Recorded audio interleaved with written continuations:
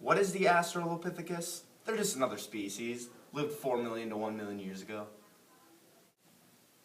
4 million years ago, and I mean, they walked on these babies right here, 2 legs, and then they also had well-developed hands, grab those tools and hunt and stuff. Oh yeah, fire. Yeah, they're the first ones to fire. Come on, guys. Come on, fire. It's all you need. Fire.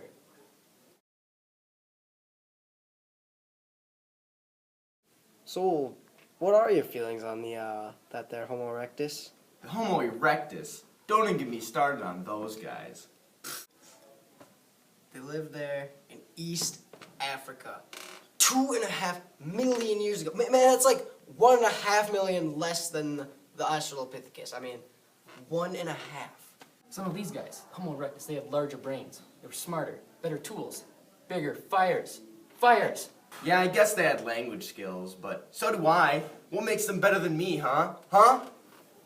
So these little guys, right? They migrated all the way from Africa, all the way throughout Asia and Europe. You want to know how long ago it was? 200,000 years ago. 200,000! That's like 200,000 years that way. Yeah. Yeah.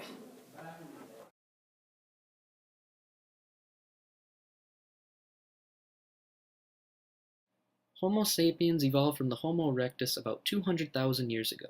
The major improvement in this evolution was the increase in size to the frontal region of the brain. This allowed for more advanced thinking and better language skills. With this advanced thinking, they were able to spread throughout Eurasia and begin populating the land. But they didn't stop there. During the Ice Ages, land bridges formed between continents that allowed the Homo sapiens to spread.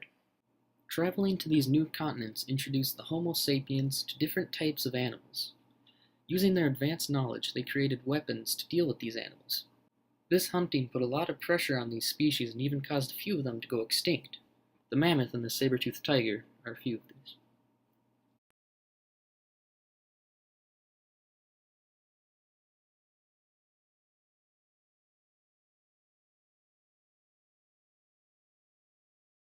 Early Homo sapiens were a lot different than we imagine them now. Where we have rigid social and gender boundaries, they didn't have any of that. Men were relatively equal to women, and there were no poor or rich.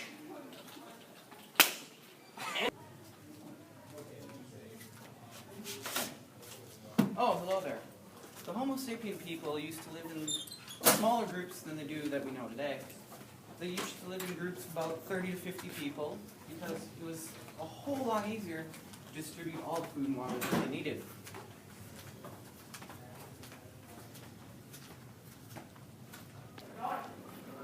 Oh, hi. I didn't see you there. Early Homo sapiens were hunter-gatherers like their ancestors. But Homo sapiens, unlike their ancestors, made advanced tools. Therefore, they could hunt big game, animals like mammoths, which drove them to extinction. This put a huge pressure on the environment.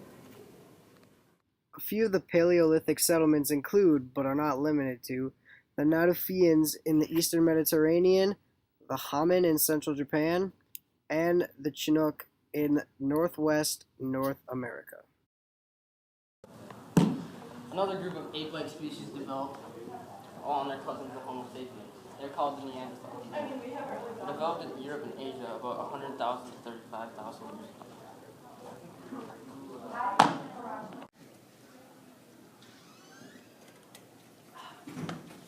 So these people, evidence would show that because of the burial grounds and all the other kinds of stuff that they left behind inside the rituals, it would say that they had the mental capacity of almost a regular human being, but not quite.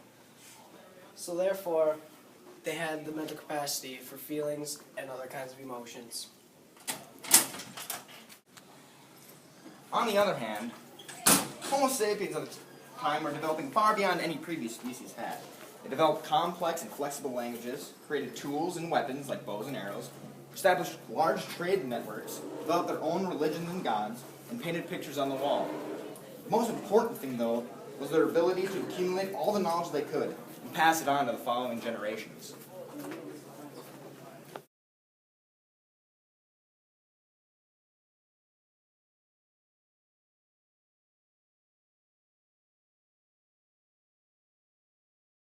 We are here in the deep jungles of Africa. We are here looking for the rare species known as the Homo sapien. They have acquired tools and such that they use to create pathways to connect their villages. They were also known to start domesticating animals, like farm animals such as ancient steer. They also have been known to produce crops through their advanced technologies and agriculture. So although men started domesticating animals, women also became helpful around the farm as well. They began systematic cultivation of plants, and they also helped with sorting of the plants and organization. And look at this! It would appear as though we have spotted a few of the Homo sapien species. We will try not to disturb these creatures. As you can see, he is working the soil. Oh, and look at this. Wow, this is a great find.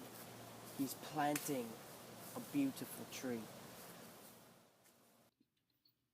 Agriculture was more work than hunting and gathering, but it provided a steady, large supply of food. Oh, and look at the back. You can see one of the animals that they have domesticated. It would appear as though the Homo sapien is getting ready to feed it. We'll try not to disturb these creatures. Let us move on. It would appear as though we have spotted yet another one. This one appears to be using tools to chop wood. Maybe he's getting ready to build another house. Oh no, it seems to have spotted me. It seems it does not like our presence here.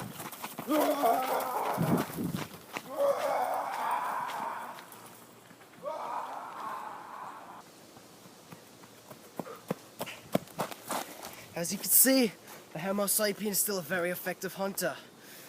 I've got to go, but I'll see you guys next week.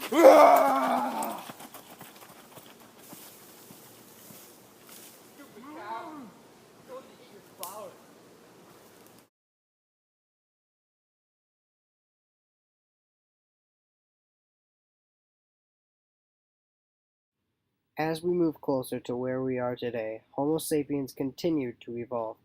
They constructed villages such as Jaracho, which was the earliest known village discovered. The homes were usually constructed of mud, as were the defense walls that surrounded the villages.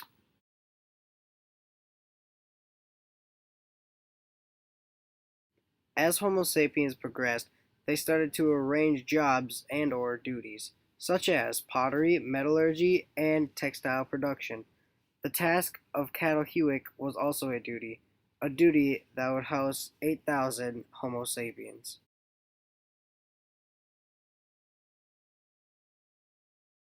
The Neolithic calendar looks almost identical to ours, except instead of having 12 months, theirs has 13. Homo sapiens didn't just stop at creating villages, they also created cities between the Tigris and Euphrates rivers around 4000 to 3500 BCE. Now, these cities were much more complex and large, which in return, more Homo sapiens could inhabit them and live closer together and more in harmony.